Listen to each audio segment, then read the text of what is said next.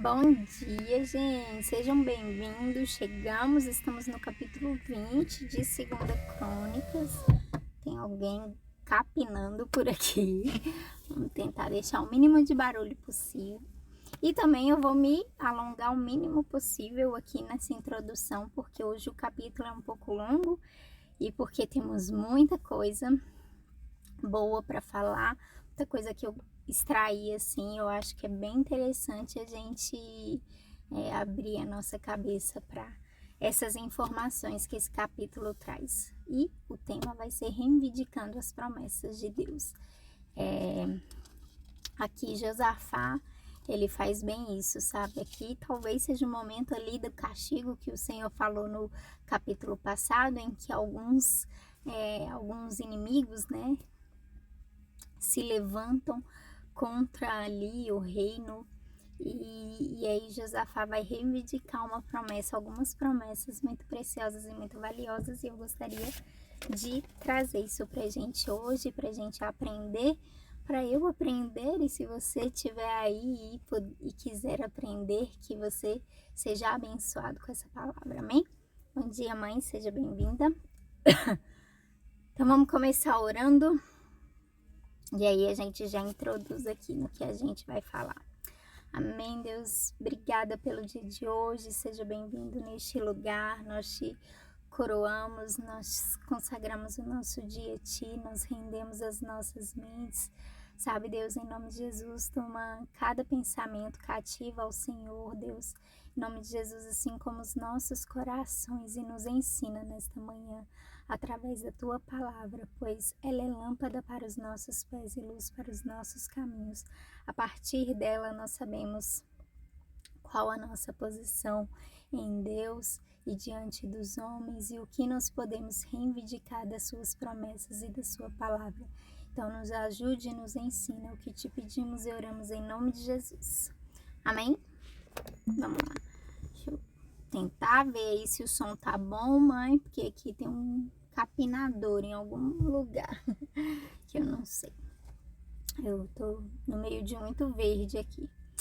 Mas é isso, vamos embora. Então, capítulo 20, versículo 1 vai começar dizendo: Algum tempo depois, os exércitos dos Moabitas e dos Amonitas, junto com os Meunitas, invadiram o país de Judá.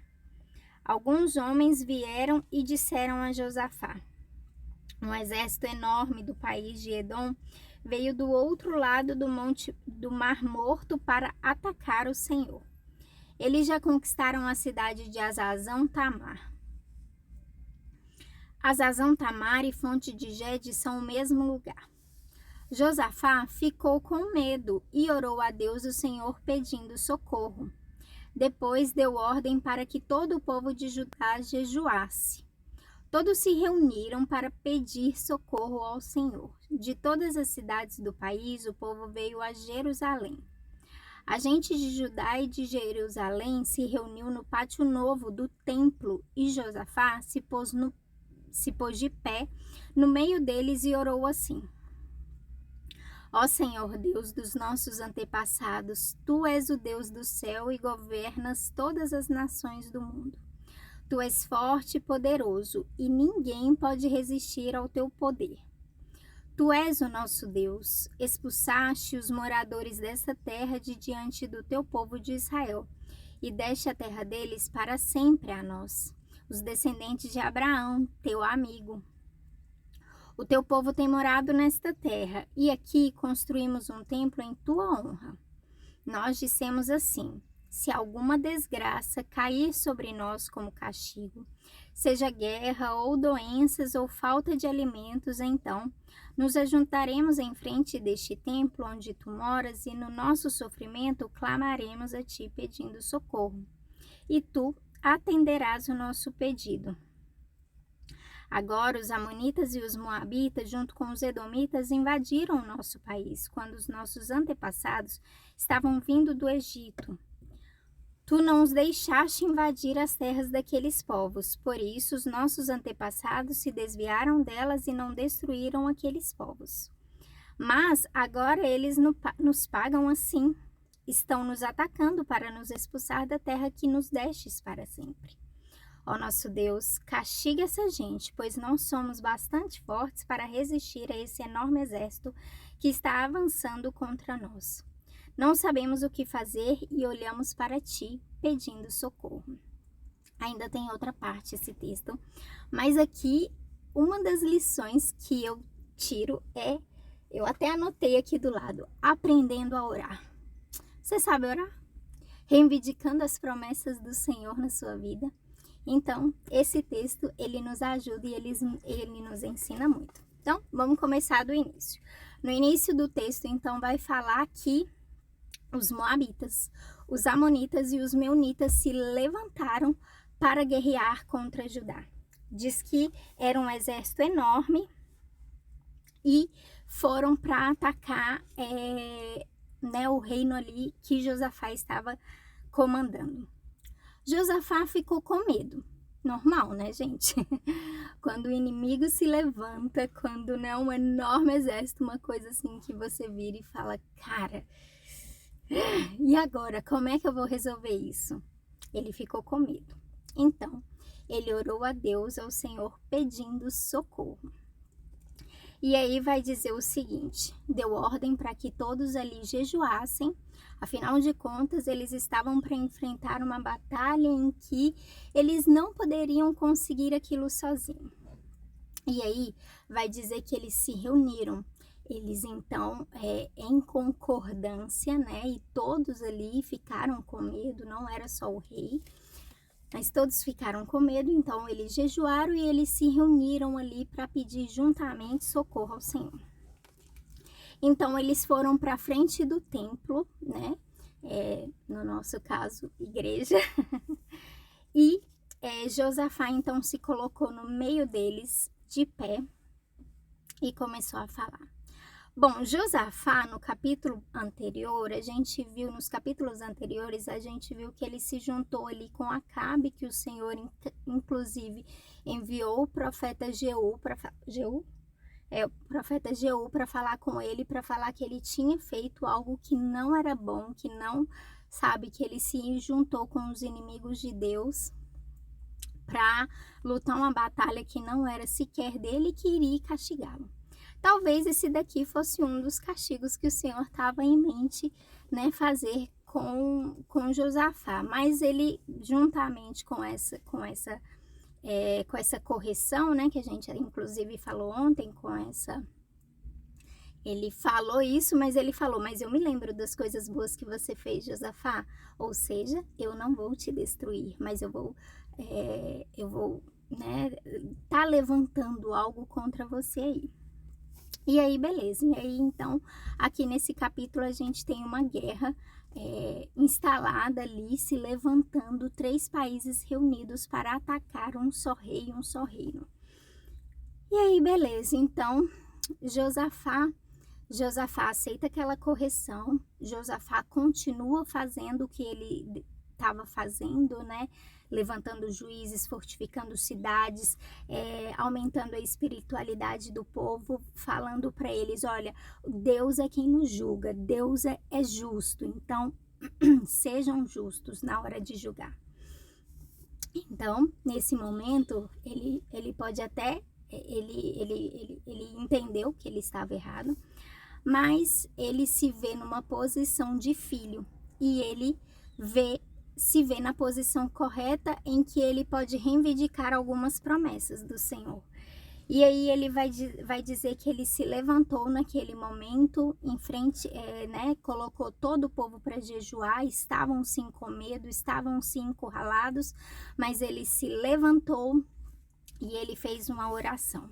Ele falou assim, ó Senhor Deus dos nossos antepassados. Eu não vou ler de novo, porque senão a gente vai tomar muito tempo, mas vamos tirar algumas partes importantes.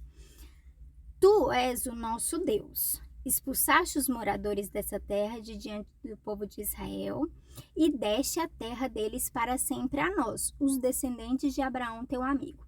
Então ele começou lembrando uma promessa que foi feita desde Abraão e ele se colocou como descendente de Abraão, como esse responsável e herdeiro mesmo, né?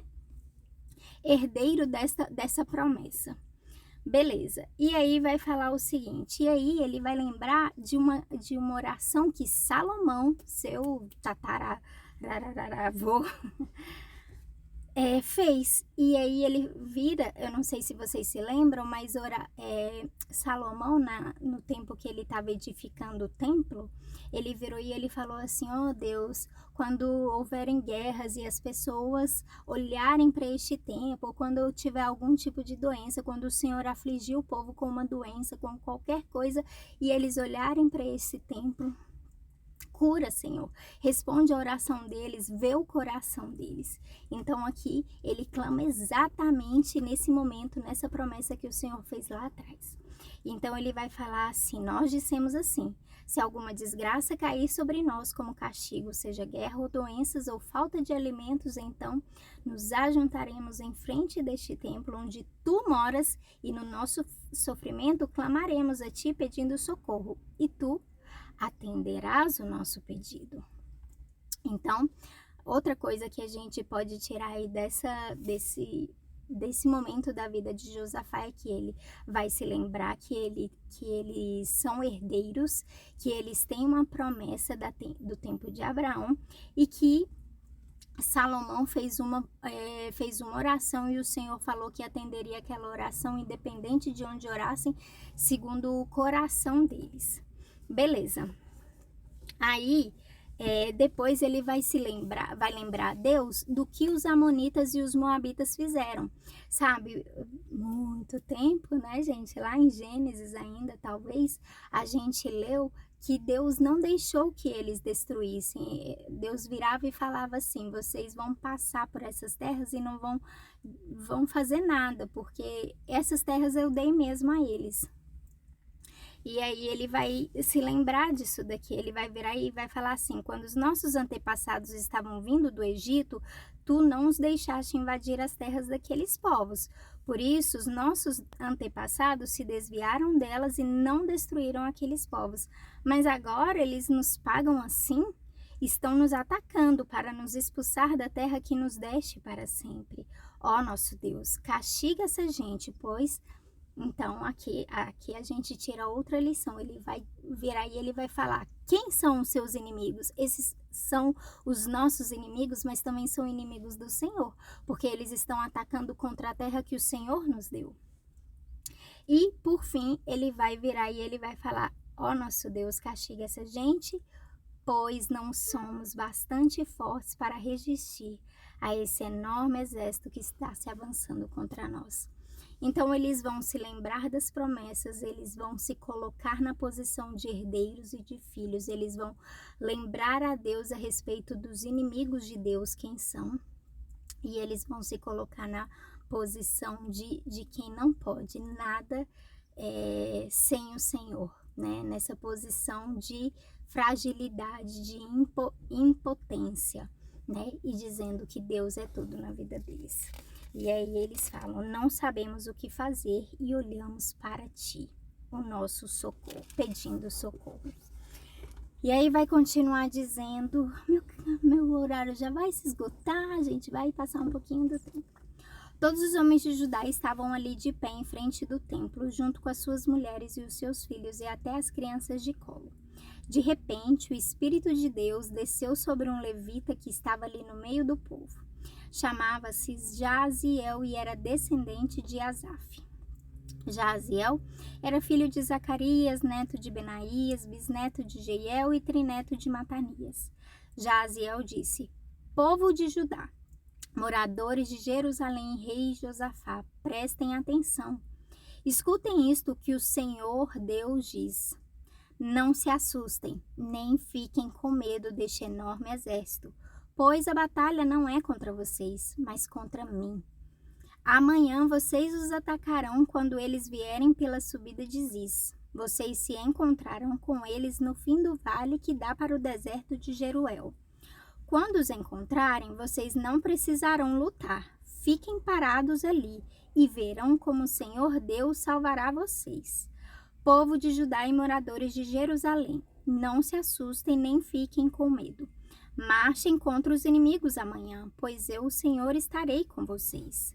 Então o rei Josafá se ajoelhou, encostou o rosto no chão. E todo o povo de Judá e os moradores de Jerusalém também se ajoelharam na presença de Deus, o Senhor, e o adoraram.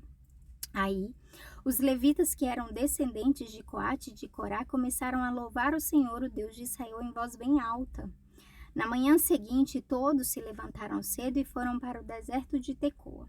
Ao saírem, Josafá ficou de pé e disse: Povo de Judá e moradores de Jerusalém, escutem. Confiem no Senhor, seu Deus, e estarão seguros. Confiem nos profetas dele e tudo o que vocês fizerem dará certo. Depois de consultar o povo, Josafá ordenou que alguns cantores vestissem roupas sagradas e marchassem à frente do exército, louvando a Deus e cantando assim.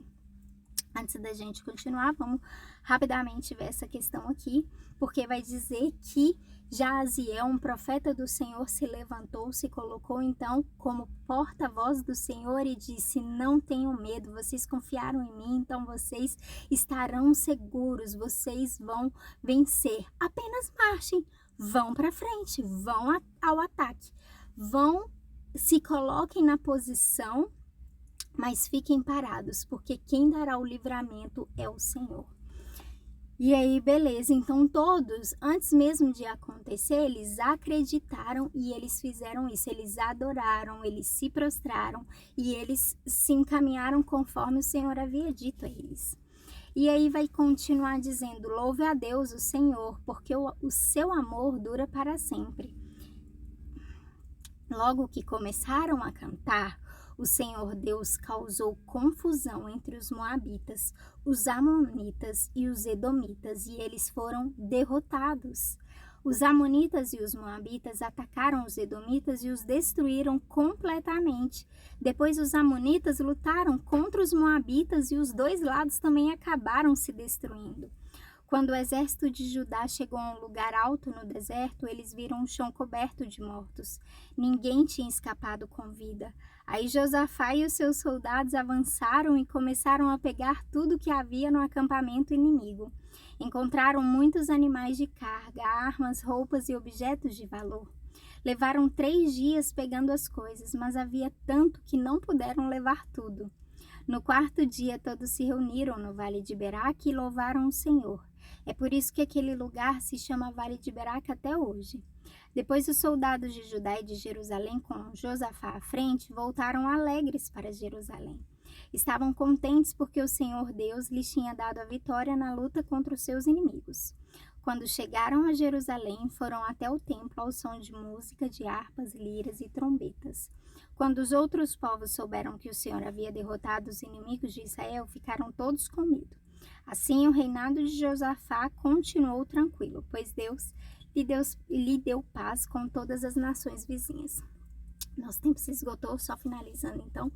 Ainda falta uma parte, mas deixa eu só comentar essa parte porque ela é bem interessante, que vai dizer que enquanto aquele povo louvava o Senhor ia armando emboscadas. Em algumas versões vai falar exatamente sobre isso, ia armando emboscadas, de maneira que os próprios edomitas, amonitas e meunitas, eles lutaram entre si mesmos, eles começaram a se destruir. E aí eles morreram, todos eles morreram entre si. Os israelitas não precisaram fazer nada, não levantar sequer uma espada.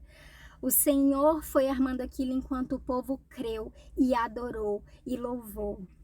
Então, nós aprendemos a orar e agora nós aprendemos também que o louvor, ele faz o Senhor agir em nosso favor, né? Não só o louvor, o nosso coração. Aqui tem uma série de coisas, de coisas que vai tratar, que vai ajudar a gente, sabe, a conseguir a vitória, né? A gente precisa crer nos profetas também que vão falar a respeito disso.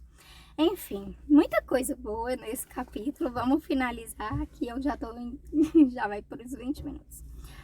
Josafá tinha 35 anos de idade quando se tornou rei de Judá. Ele governou em Jerusalém 25 anos.